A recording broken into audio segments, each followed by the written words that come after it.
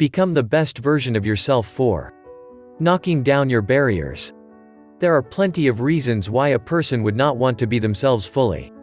According to the physician and psychiatrist Dr. John Pierrakis, there are main experiences that create barriers to be our true selves. These barriers are 5 wounds, were popularized by the famous French author, Lise Bourbeau. Those wounds are abandonment, rejection, injustice, humiliation, and betrayal. Let's start with a quick assessment that will help you determine which wounds are the most significant barriers to your growth and expression of your true self. R. Rejection. I. Injustice. H. Humiliation. A. Abandonment. B. Betrayal. Do you feel like a victim regularly? A. As a child, did you ever feel that you were not wanted? R.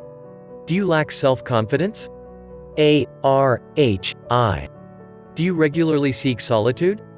R. Do you do the tasks slowly? H. Do you find it difficult to ask for help? I. Do you think you're stable and very responsible? B. Do you want to be important in life? B. Do you regularly doubt your choices? I. Do you stress or get nervous before you speak? R. I. Do you feel anxious before you go on a trip, facing a change in your life? A. Do you use drugs or alcohol all the time? R. A. H. Do you like acting? B. Do you always need a presence around you? A. Do you feel the need to help others all the time?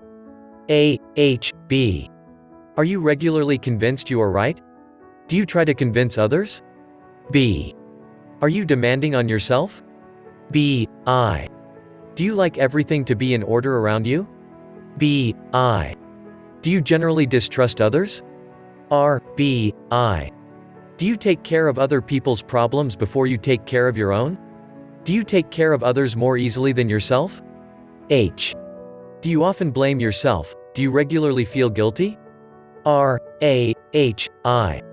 Do you regularly have breathing problems? R. A. H. Do you often have low blood sugar?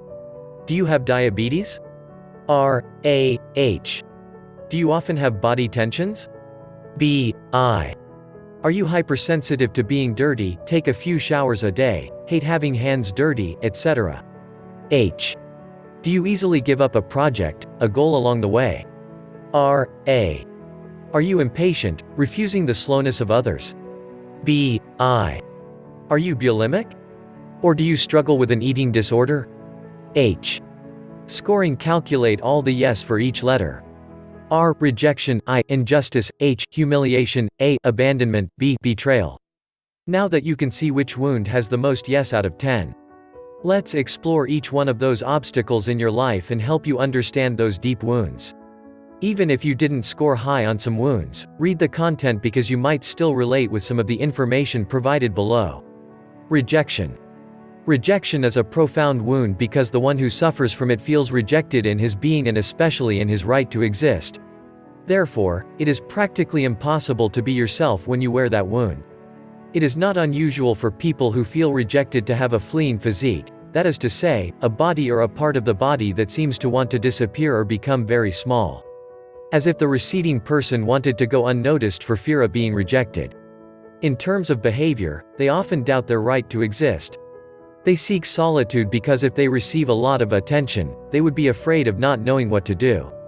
They can be fleeing, which is why they prefer not to get attached to material things because they would prevent them from running away. They often wonder what they are doing on this planet and finds it hard to believe that they could be happy here and bring something to this world. They don't know what to do with themselves when they get too much attention.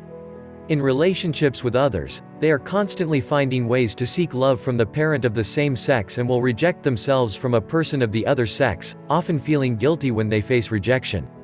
It is not unusual for them to live in ambivalence. When they are accepted, they won't believe it and often create a self-sabotaging situation so that others reject them. Their biggest fear is panic and anxiety because that often arises in them when they are rejected. Injustice. The wound related to injustice is intimately linked to the wound of rejection. While rejection touches deeply the being, the wound of injustice touches on having and doing.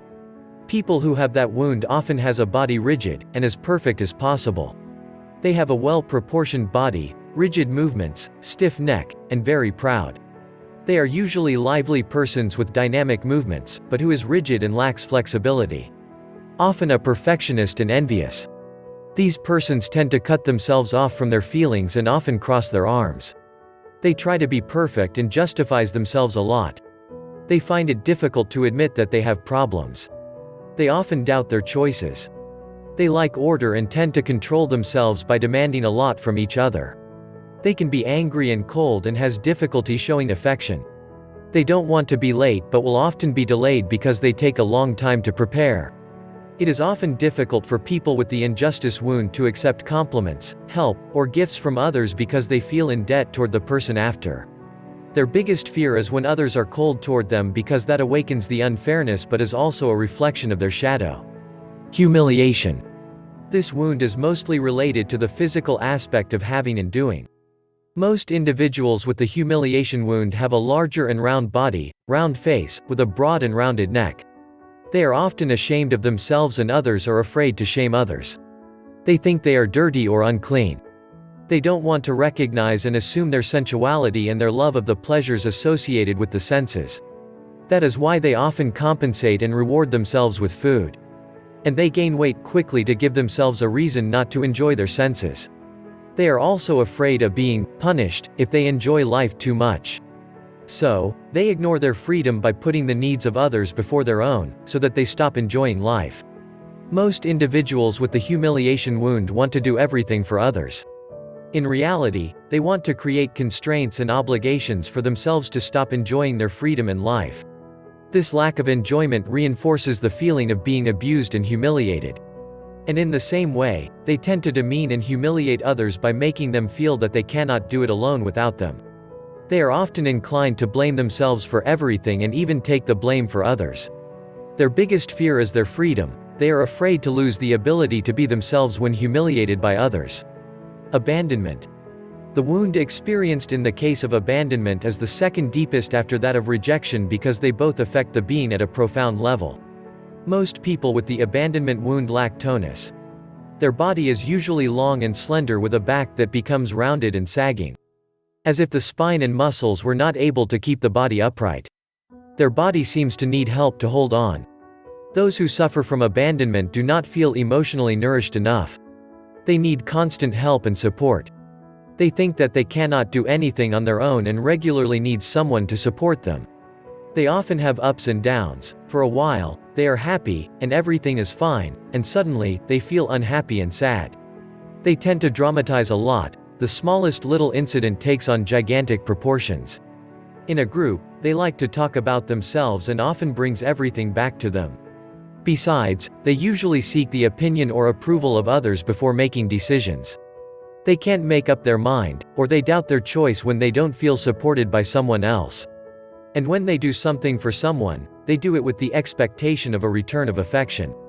Their problems give them the gift of attention, and this prevents them from being abandoned. The more a person acts like a victim, the more his or her abandonment wound increases. Their greatest fear is loneliness since it is directly connected to that feeling of being abandoned. Betrayal or treason. The wound of betrayal is intimately related to the wound of abandonment. While abandonment is about being, the wound of betrayal is about having and doing. Their body often exhibits strength and power. In men, shoulders wider than the lower body.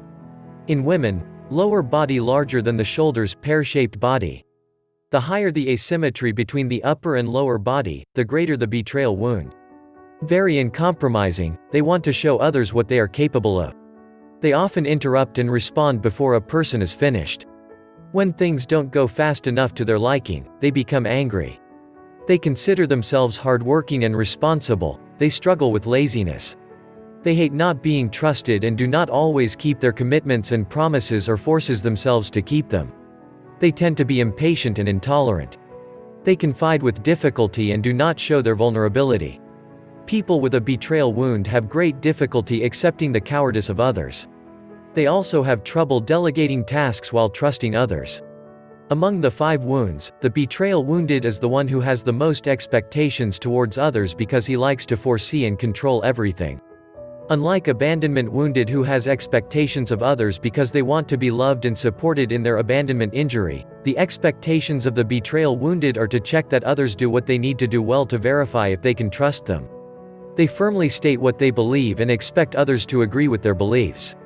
They tend to state their point of view categorically and seeks to convince others at all costs. They think that when someone understands them, they agree with them, which unfortunately is not always the case. Their biggest fears are disengagement, separation, dissociation, and denial, which are often experienced in a situation of betrayal. It is essential to know what your wounds are to identify your limits and what obstacles stop you from being your true self. By being aware of your behaviors and wounds, you are getting to know yourself better and also understanding why you tend to behave in specific ways.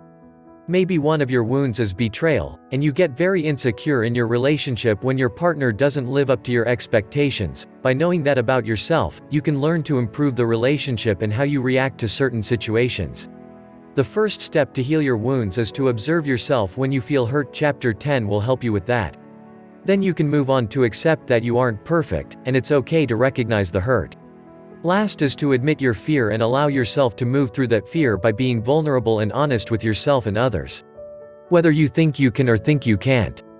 You're right. Henry Ford.